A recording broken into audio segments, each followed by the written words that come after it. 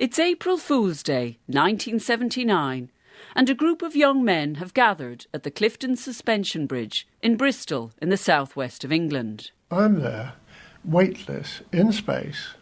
This is as near as I'll ever get to being an angel.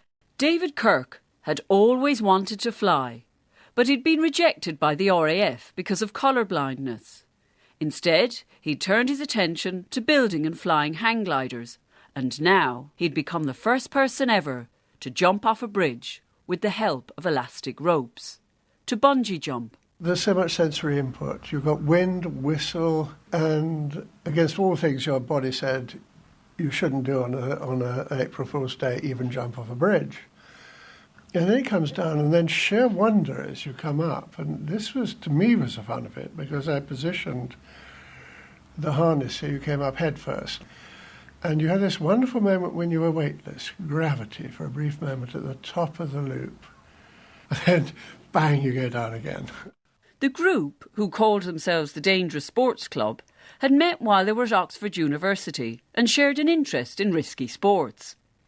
They had seen footage of vine jumping on Vanuatu, an island in the South Pacific. There, young men jumped from tall wooden platforms with vines tied to their ankles. The airfare to Vanuatu was too expensive, but one of the group, Chris Baker, had a plan. We'd been taking our hang gliders with little elastic ropes on, and Chris said, well, look, why don't we use those elastic ropes? At school, I was part of a cadet force where you launched training gliders with very large elastic ropes. And also thanks to my father, who was an alpinist, I knew how to attach body harnesses. Now the group had to work out how to replicate vine jumping and find a suitable venue. First of all, we had to find the ropes. And there was a marvellous little factory in Morden. And they, of course, were delighted that we were going to do something new. So we went down to this tiny little factory powered by a watermill, and they gave me all the mathematical specs. I got a Nobel Prize nominee to work out the mathematics. And then part of the fun of the Dangerous Sports Club is actually working out what can possibly go wrong. And of course the last laugh is that you've always something you haven't thought of.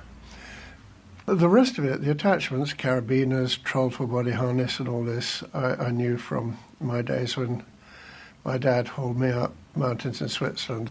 I felt relatively relaxed about that. The problem was getting permission of the tallest bridge to jump off, because that was Clifton Suspension Bridge at 240 feet. It was run by a private trust, and they wouldn't even allow BBC to film costume drama on it. So there was no chance of doing it with permission. So we arranged to do it on April the 1st, just to confuse people, and I then arranged to do it at 8 o'clock. Then I put it back officially to 7 o'clock, knowing that somebody would leak. In fact, Alan Weston, one of the first jumpers, and now one of NASA's best rocket scientists, made the hideous mistake of confiding to his sister, who promptly grassed us up to the police. Well, you've now got faced with the problem of getting 4 people off 120-foot ropes up onto a bridge, and the only way we could do it was by bringing in a whole lot of students at Oxford. And you don't wake up Oxford students at 7 in the morning. You have to keep going all night, so there was an all-night party. He was singing in the impressions, "People get ready." It's when the diesels are coming, or when your time is coming. It's full of metaphors and faith and gospel, but people get ready when the time will come. Perfect contrast to the abrupt up and downs, but a certain floating grace of the bungee jumping. After staying up all night, the moment had arrived for the risky experiment. The group had never tested the ropes. David, wearing a top hat and tails and holding a bottle of champagne, got ready to jump. The police, having been tipped off, had turned up at this bridge, looked around and said, "Oh my God, it's an April Fool's joke, sod it," and went back to the station, giving us a free walk of the promenade. I cobbled together a sort of red checked handkerchief and put it over my face, because I said, I don't want Mum to recognise me in the Daily Mail tomorrow. And it was great fun. And were you not afraid that the rope would break? that you'd plunge into the water? No, I wasn't at all. If it had broken, it would have given so much resistance that I'd have dropped into the water fairly slowly. What was the feeling among the group when you had completed the jump? We've done it. Dave, what was I worried about? But the adventure was not yet over. But then, of course, the police came back. It seemed like a courtesy not to escape, but to face the music. And we were sort of hauled inside to the station and stayed overnight, breach of the peace. But the British police were absolutely marvellous. I know of no other police force in the world that would have gone back to the flat, searched for drugs, found nothing, decided it was a decent adventure, and bought us the remainders of the red wine we had and gave it to us in jail in brown paper bags, saying, oh, well, that was a good laugh. You know, you don't get many police forces like that. The group was charged with breach of the peace and appeared in court the following day. They pleaded guilty and were fined £100 each. Undeterred, the Dangerous Sports Club went on to bungee jump from the Golden Gate Bridge in San Francisco. I thought, OK, I believe in this, but it's cost us maybe today's equivalent of £10,000–20,000 in ropes and costs. The jump lasted 2 seconds. This is not likely to take on.